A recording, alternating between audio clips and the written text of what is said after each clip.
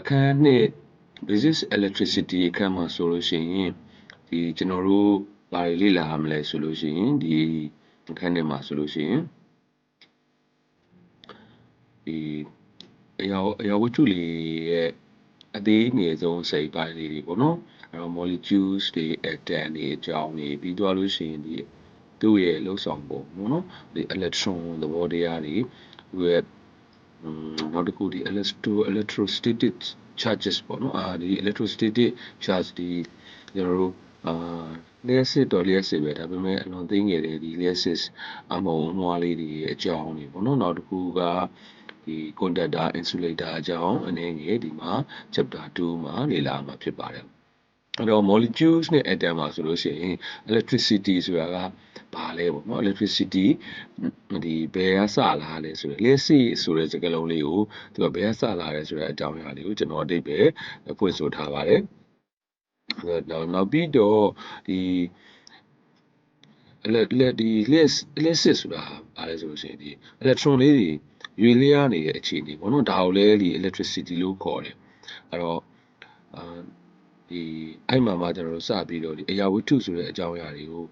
ဒီပြန်ပြီးတော့ဒါကျွန်တော်တို့ငယ်ငယ်တော့သင်ရတဲ့ဒီအစာအိမ်ခဲတို့เนาะအငွေ့တို့ဒီနောက်တစ်ခုကအရေပေါ့เนาะဒီလိုမျိုးအရာဝတ္ထုတွေကိုအခြေအနေ၃ခုဆိုပြီးတော့ကျွန်တော်တို့ပြောခဲ့ကြရတယ်ပေါ့เนาะအဲ့ဒီမှာဆက်ပြီးတော့ဒီ elements တွေကအမျိုးအစားတွေဘယ်နှမျိုးလောက်ရှိလဲပေါ့နော်အဲ့ဒီအထဲမှာဒီအသေးငယ်ဆုံးအစိတ်အပိုင်းလေးဒီ atom ပေါ့နော်ကျွန်တော်တို့ဒီမြန်မာလူကတော့အနုမြူလို့ပဲသုံးမလားမသိဘူးပေါ့နော် atom ဆိုတာကသူကဒီမှာ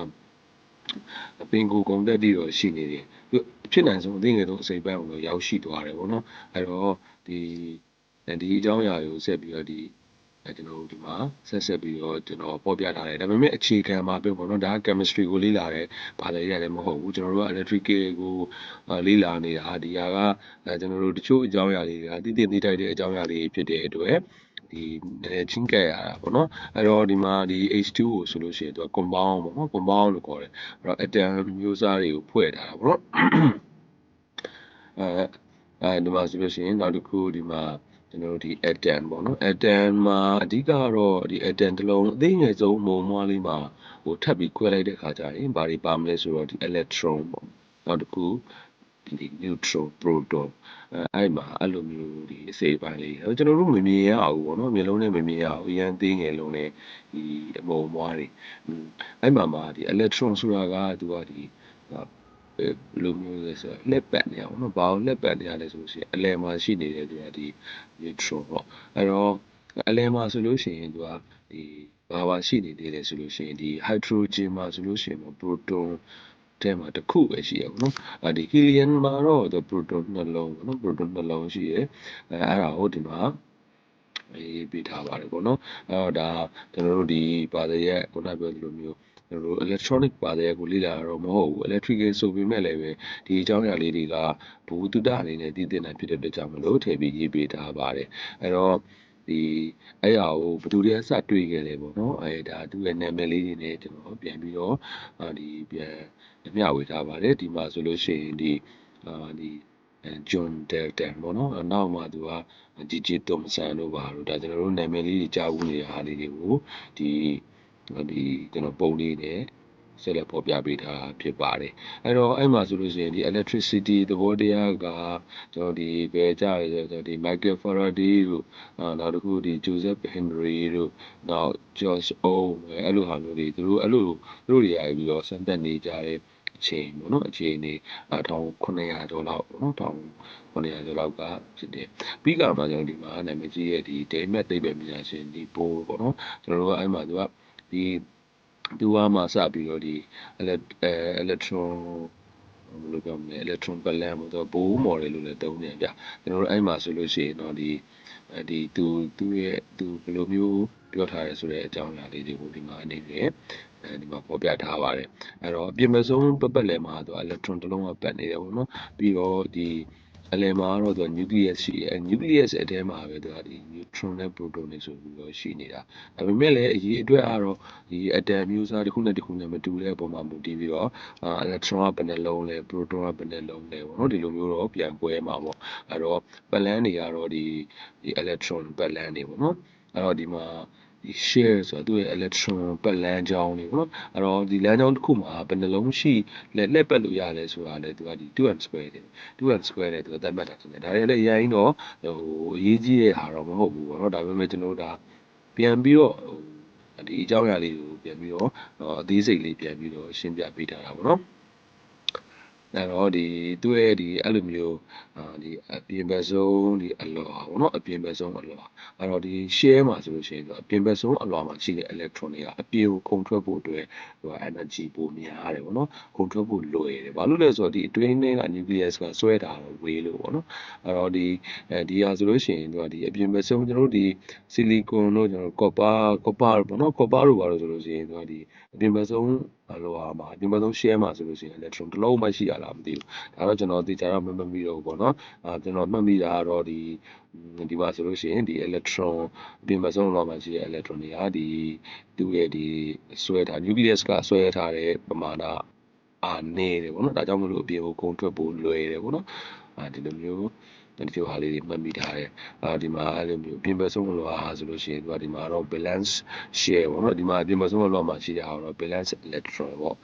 ဒီလိုမျိုးနာမည်လေးတွေဒါတော့ကျွန်တော်ဒါသူအသေးစိတ်ကလေးတွေကစပြီးတော့ပေါ်ပြပေးထားတာဖြစ်ပါတယ်ဒီ electron လျှက်စစ်စီးရဲဆိုတာ electron လေးစီးနေရဆိုတဲ့အကြောင်းပေါ့နော်အဲ့တော့အဲ့ဒါအကြောင်းလေးကိုပေါ်ပြပေးထားတာဖြစ်ပါတယ်ဒီမှာဒီ electrostatic field တို့ဘာလို့ကတော့ကျွန်တော်ဒီမှာဆိုလို့ရှိရင်အပေါင်းနဲ့နှုတ်တဲ့ကိစ္စပေါ့နော်ဒီအပေါင်းဒီ proton နဲ့ electron အဲ့ဒါကိုသူကဒီအပေါင်းမှာဆိုလို့ရှိရင်ဒါဘယ်လိုမျိုးပုံစံမျိုးလဲအနှုတ်မှာဆိုရင်ဘယ်လိုပုံစံမျိုးလဲပေါ့နော်ဒီလိုမျိုးအမျိုးလေးတွေကိုပုံလေးနဲ့ဖော်ပြပေးထားတာပေါ့နော်အဲ့တော့ရှစ်ဆက်တီးသွားလိုက်ရအောင်ဒီမှာဆိုလို့ရှိရင်ကျွန်တော်တို့ကဒီ charge ပေါ့နော်ဒီလျှက်စစ်အမုံအမွားလေးတွေအပေါင်းနဲ့နှုတ်တွေကသူကအပေါင်းနှုတ်တွေ့ရဆိုလို့ရှိရင်ဆွဲတယ်ပေါ့နော်ဘောင်ဒါလို့ကျွန်တော်တန်လိုက်တူပါတော့မှလည်းကျွန်တော်လေ့လာခဲ့ရတာရှိတယ်အဲ့တော့ဒီမှာဆိုလို့ရှိရင်ဒီ plus ဒီ positive charge ပေါ့နော်နောက်အနှုတ်ကဒီ negative charge electron ပေါ့ဒီနှစ်ခုကဒီ unlike charge ဖြစ်တဲ့အတွက်တစ်ခုနဲ့တစ်ခုနဲ့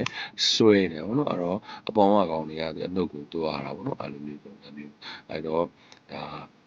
တကယ်လို့ဒီ charge တူတယ်ဆိုလို့ရှိရင်တော့အဲ့လိုမဆွဲဘဲနဲ့တစ်ခုနဲ့တစ်ခုနဲ့ဒီတွန်းနေဆိုပုံမှန်မျိုးပေါ့နော်ဒါအပေါင်းနှုတ်ကိစ္စတွေပြီးတော့တို့လေးကူးပစ္စည်းပေါ့နော်ဒါ conductor မှာဆိုလို့ရှိရင်ဘယ်ဟာကပိုကောင်းလဲဘာကြောင့်ဒီဟာကပိုကောင်းတာလဲပေါ့နော်ဒီမှာဆိုလို့ရှိရင်ကျွန်တော်တို့ဖော်ပြပေးထားတယ်သူရဲ့ဒီကူးနှုံပေါ့နော် conductivity ဆိုတာတော့ပြီးသွားလို့ရှိရင်ဒီ cable မျိုးစားလေးတွေဒါကျွန်တော်အခြေခံပေါ့နော်အခြေခံအကြောင်းအရာလေးတွေကိုဒီ chapter 2မှာပေါ်ပြပေးထားပါတယ်